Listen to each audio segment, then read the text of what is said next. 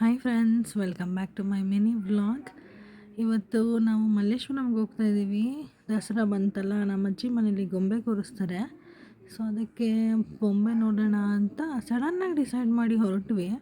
ಹೋಗ್ಬೇಕನ್ನೋ ಪ್ಲ್ಯಾನೇ ಇರಲಿಲ್ಲ. ಸುಮ್ಮನೆ ಹಂಗಂಗೆ ಮಾತಾಡ್ತಾಯಿದ್ವಿ, ಹಂಗಂಗೆ ರೆಡಿ ಆದರೆ ಹಂಗಂಗೆ ಹೋದ್ವಿ. ಸೊ ನಾವು ಹೋಗಿರೋದು ಬಂದು ಮಲ್ಲೇಶ್ವರಂ 8th ಕ್ರಾಸು. ಈ ರೋಡಲ್ಲಿ ಗೊಂಬೆ ಮನೆ ಅಂತ ಇದೆ.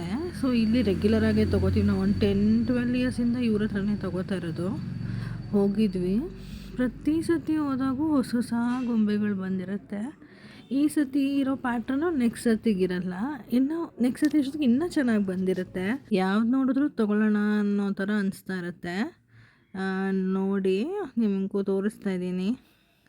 ನಾವು ಯಾವ್ದು ತೊಗೊಂಡ್ವಿ ಅಂತ ಲಾಸ್ಟಲ್ಲಿ ತೋರಿಸ್ತೀನಿ ನಿಮಗೆ. ತುಂಬ ಚೆನ್ನಾಗಿರುತ್ತೆ, ಕಲರ್ಫುಲ್ಲಾಗಿರುತ್ತೆ.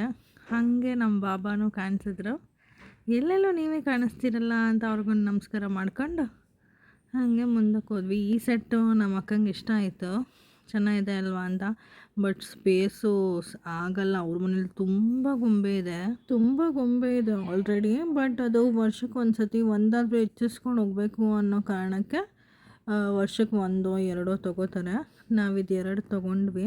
ಪ್ಯಾಕ್ ಆಗೋಗಿತ್ತು. ತೋರಿಸೋಣ ಅಂತ ವೀಡಿಯೋ ಮಾಡ್ಕೊಳ್ಳೋ ಅಷ್ಟೊತ್ತಿಗೆ ಮರ್ತೋದೆ. ಸೊ ಕ್ಯಾಬ್ಗೆ ವೆಯ್ಟ್ ಮಾಡ್ತಾಯಿದ್ವಿ. ಕ್ಯಾಬ್ ಬುಕ್ ಆಗಿತ್ತು. ಕ್ಯಾಬ್ ಬಂತು, ಹೊರಟ್ವಿ. ಅಷ್ಟೊತ್ತಿಗೆ ಮೇಘನಾನು ನಾನು ಬಂದಿದ್ದೀನಿ ಅಂತ ಫೋನ್ ಮಾಡಿದ್ಲು. ಅವಳು ಬಂದಿದ್ದಾಳಲ್ಲ, ಎಲ್ಲಾದ್ರೂ ಆಚೆ ಹೋಗೋಣ ಅಂತ ಮಾತಾಡ್ಕೊಂಡು ಹೋದ್ವಿ. ಅವಳು ನಾವು ಹೋಗೋಷ್ಟೊತ್ತಿಗೆ ಬಂದಿದ್ಲು. ಸೊ ಅಲ್ಲಿಂದ ಮತ್ತೆ ರೆಗ್ಯುಲರ್ ಹೋಗೋ ರೆಸ್ಟೋರೆಂಟ್ಗೆ ಹೋದ್ವಿ, ಸ್ಪೈಸ್ ಅಪ್ ಅಂತ, JP ನಗರದಲ್ಲಿ. ನಾನು ಊಟ ಎಲ್ಲ ತಿಂದಿರೋದು ವೀಡಿಯೋ ಮಾಡಿಲ್ಲ, ಮರ್ತೋಗ್ಬಿಟ್ಟಿದ್ದೀನಿ. ಖಾಲಿ ಪ್ಲೇಟ್ ತೋರಿಸ್ತಾ ಇದ್ದೀನಿ. ಸೊ ಇಲ್ಲಿಗೆ ವ್ಲಾಗ್ಸ್ ಎಂಡ್ ಮಾಡ್ತಿದ್ದೀನಿ. Thanks for watching. Bye bye.